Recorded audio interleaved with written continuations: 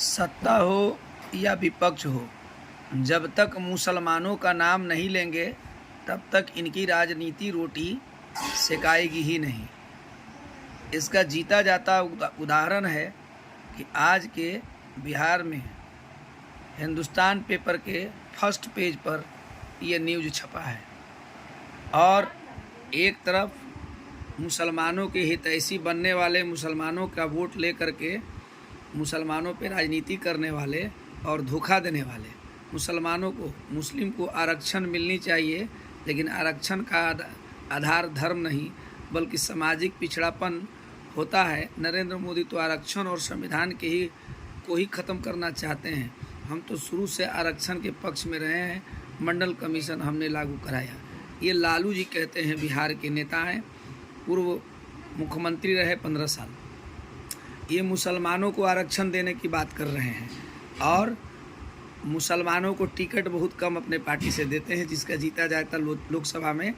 इनका उदाहरण है कि 8 यादव परिवार के ही इन्होंने टिकट दिया लोकसभा में, और मुसलमानों की जनगणना कराते हैं। जनगणना में भी 17.70% मुसलमान बिहार में है, लेकिन इनको 2 टिकट देते हैं और फिर भी मुस्लिमों को आरक्षण देने की बात करते हैं।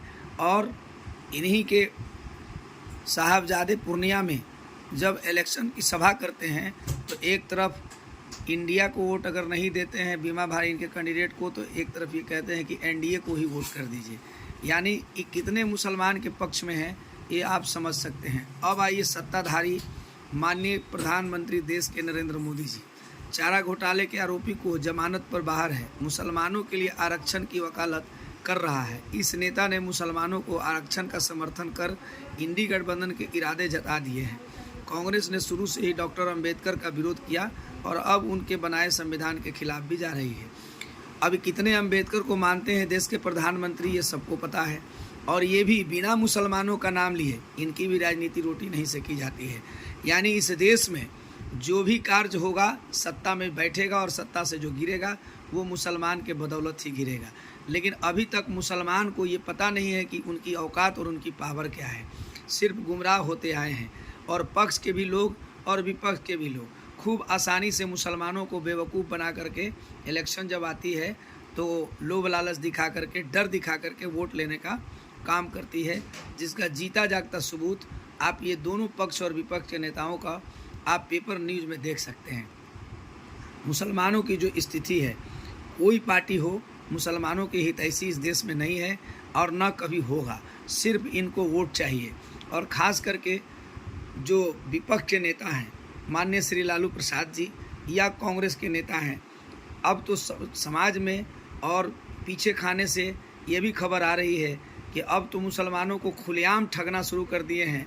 और जो गलती किए हैं तेजस्वी जी पूर्णिया में कि इंडिया को वोट न देकर एनडीए को वोट दीजिए, लेकिन इशारे में पप्पू यादव को नहीं वोट दीजिए, इसकी गलती जो किए हैं। और मुसलमानों में जो खबर चल रही है कि मुकेश सहनी को 3 टिकट दिया गया, जिसकी परसेंटेज, वोटों की परसेंटेज बहुत कम है। यादव समाज को अभी वोटों की परसेंटेज मुस्लिमों की अपेक्षा कम है।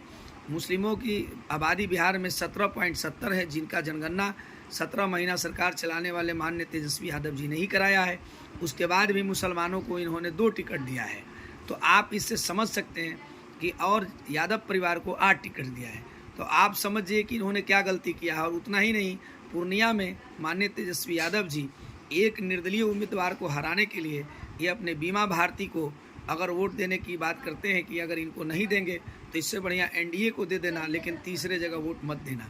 तो इनकी मानसिकता, इन्होंने जो गलती किया, ये बयान से मुसलमानों में खास करके बिहार में काफ़ी नाराज़गी है। और उस नाराज़गी को दूर करने के लिए अब एक नया चाल लालू जी ने चला है कि मुसलमानों को आरक्षण मिलना ही चाहिए। जैसा कि आपको मालूम है कि मुसलमान में जो आरक्षित मुस्लिम हैं, दलित हैं, उनको आरक्षण पहले से मिल रहा है। ऐसा है कि नहीं मिल रहा है।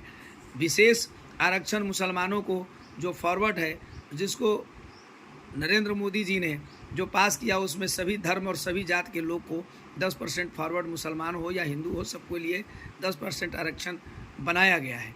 लेकिन वो स्पेशल मुसलमानों को आरक्षण मिलनी ही चाहिए। अब ये निकल करके लालू जी मुसलमानों को खुश करने के लिए ये अपना बयान दे रहे हैं।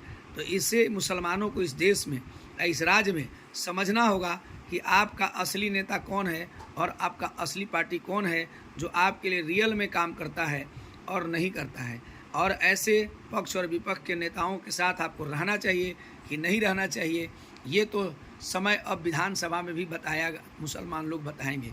अभी तो खबर ये भी आ रही है कि अब मुसलमान तीसरे पक्ष में वोट करने के लिए सोच रहे हैं कि ना तो एनडीए को करेंगे और ना इंडिया गठबंधन को करेंगे। हो सकता है मुसलमानों का तीसरा उम्मीदवार को वोट मिले, ऐसी चर्चाएं खाने चल रही है। देखना होगा 4 जून के बाद रिजल्ट क्या होता है, और बगल में फिर तुरंत विधानसभा की चुनाव है बिहार में, और मुस्लिमों को कितना आरक्षण लालू जी दिला सकते हैं ये देखने की बात होगी, और कितना ये लड़ाई लड़ सकते हैं और कितना हिस्सेदारी ये दे सकते हैं, ये विधानसभा में स्पष्ट क्लियर हो जाएगा। आपकी क्या राय है इस वीडियो को देखने के बाद आप अपने कमेंट बॉक्स में बताइए। धन्यवाद।